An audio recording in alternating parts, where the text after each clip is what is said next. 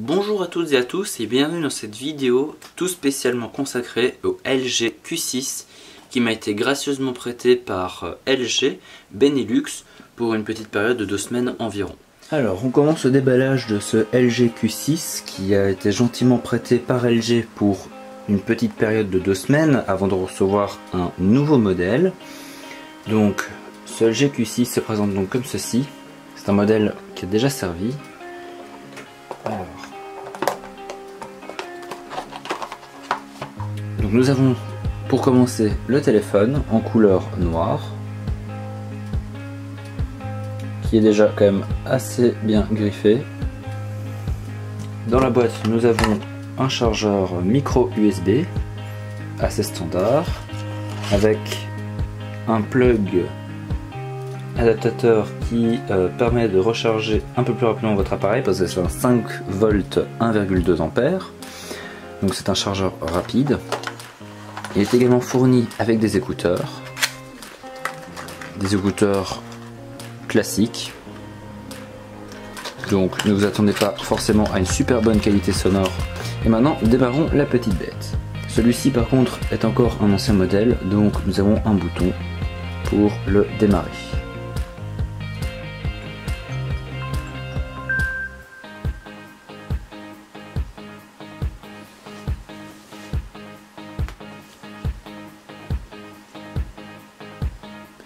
Alors là nous sommes sur l'écran d'accueil qui propose un joli petit mot de bienvenue. Là on va vérifier les différents langages qui sont proposés, donc nous c'est français. L'accessibilité on n'en aura pas vraiment besoin, donc on va pas l'utiliser. On le connecte sur un réseau Wi-Fi.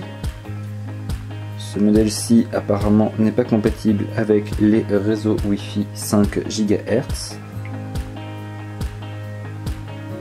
On va le configurer en tant que nouvel appareil. L'avantage de ce LG Q6, c'est que c'est un écran 5,5 pouces. C'est donc un écran Full Vision 18/9e, un peu comme le Galaxy S8. Il s'agit ici d'un modèle avec un processeur octa-core 1,4 GHz de Qualcomm qui fonctionne sous Android 8.0 Oreo, qui est muni d'un appareil photo arrière de 13 mégapixels et appareil photo frontal 5 mégapixels grand angle. Là, il faut faire je suis d'accord partout. Qui a une batterie de 3000 mAh, ce qui est quand même pas mal. Vous profitez d'un appareil photo qui peut faire l'effet bokeh, donc c'est un effet de flou en arrière-plan. Et vous profitez aussi d'une mémoire extensible vu qu'on peut y installer une micro SD. Donc ici nous sommes sur l'écran d'accueil de LG avec les petites explications de comment bien utiliser l'appareil. Voilà, ça se représente vraiment comme tous les Android de base. Vous avez, comme tous les LG, Smart World Remote Call Service, qui est d'ailleurs intéressant parce que si jamais vous avez un problème avec votre téléphone, vous utilisez le Remote Call Service et ils peuvent prendre contrôle à distance pour réparer tous les problèmes que vous pourriez éventuellement rencontrer. Au niveau gestion, vous avez LG Mobile Switch qui vous permet de transférer toutes vos données d'un appareil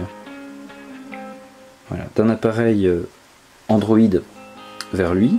Donc là vous faites la fonctionnalité sans fil, mais vous pouvez également très bien brancher via OTG, donc via USB ici, un appareil style iPhone par exemple, et via le câble USB il récupérera des informations, même si avec Apple vous ne pourrez pas récupérer la totalité vu que c'est un monde fermé. Pour le reste, comme vous pouvez remarquer, ce téléphone est assez réactif. Vu le peu de temps que je vais passer avec cet appareil, je ne me permettrai pas de faire un test sur vraiment de fond en comble, mais il a l'air quand même assez prometteur pour un téléphone de sa trempe. Il est proposé à 239 € à partir donc du Q2 2018, donc normalement vous le trouverez déjà à ce prix là à l'heure où vous verrez cette vidéo.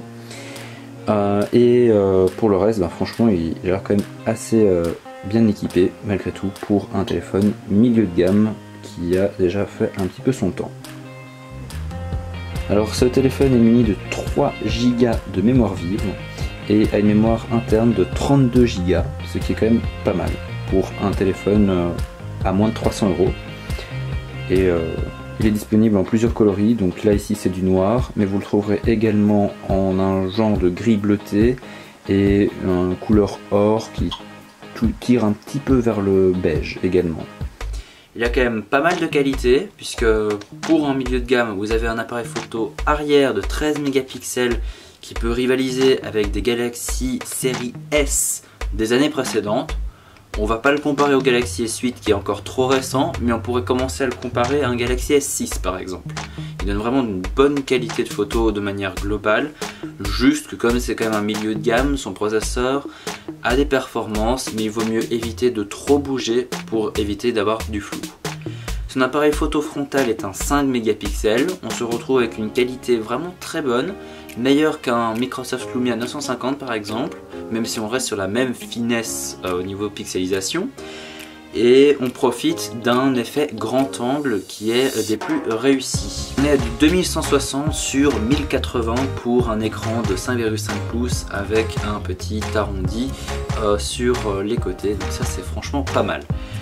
Il est actuellement disponible mondialement avec Android 7.1.1, mais il est prévu qu'il supporte Android 8 Oreo.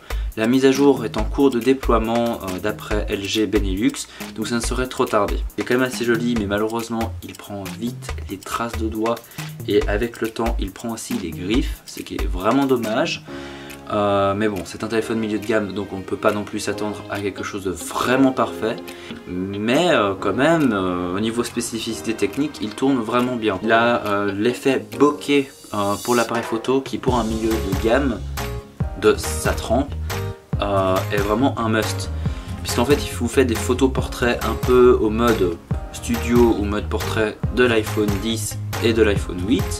Avec donc le frontal, contrairement aux iPhone 7 et iPhone 8 où je pense que c'était que l'arrière qui le permettait de le faire. C'est le même effet qu'on peut également retrouver sur le Galaxy S8 et le Galaxy S9 et je crois même la plupart des téléphones Android haut de gamme. Et lui, pour un montant de 239 €, bah, vous l'avez dedans, c'est fonctionnel et je trouve que même que par rapport à un Galaxy S8, dans des conditions qui ne sont pas optimales, il s'en sort mieux. Dans les conditions optimales, le S8 que j'ai arrive à faire beaucoup mieux, donc c'est-à-dire plein soleil par exemple, ou même dans la pénombre là aussi il va mieux s'en sortir, mais dans des conditions intermédiaires, celui-ci s'en sort mieux, le LG Q6, ce qui est d'ailleurs très étonnant. J'ai très hâte de pouvoir toucher au prochain téléphone que LG va me prêter, qui est le LG G7 ThinQ, qui vient à peine d'arriver dans le marché, et j'ai déjà eu la chance de pouvoir le voir, un petit peu le toucher, et il a l'air vraiment prometteur, et donc j'ai vraiment hâte de pouvoir passer beaucoup de temps avec lui. Ce n'est pas un téléphone qui m'est prêté pour une période limitée de 2 semaines ou 1 mois, mais un téléphone qui va m'être prêté jusqu'au prochain appareil. Sur ce, je vous dis à la prochaine pour une vidéo unboxing du LG G7 ThinQ. Peut-être une autre vidéo sortira entre temps, on verra, mais voilà, en tout cas je vous dis à très vite et n'hésitez pas à vous abonner à ma chaîne, à mettre un pouce bleu vers le haut si le contenu vous a plu et à laisser un commentaire si vous avez la moindre question sur les appareils LG ou même précisément sur le LG Q6. Donc voilà, je vous dis à la prochaine, ciao.